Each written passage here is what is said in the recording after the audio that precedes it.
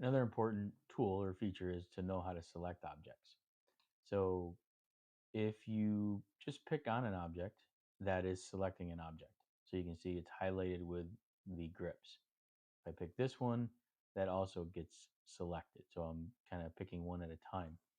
If you hit escape, it'll deselect the objects.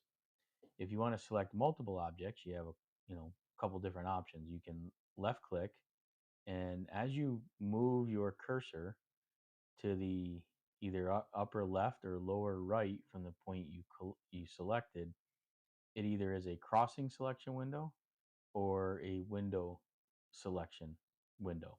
Basically meaning that in the blue, everything that is within the window gets selected. So you'll see here, if I go from lower right to upper left and I left click again, everything that was crossed by that rectangle or within the rectangle gets selected.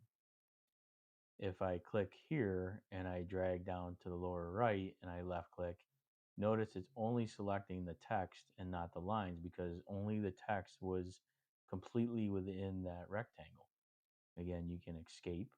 Now you can pick a line and hold the shift key down or control key down, but you really don't have to because all you got to do is select each line or object that you want. And you can even do a window option or a crossing window option to select the objects.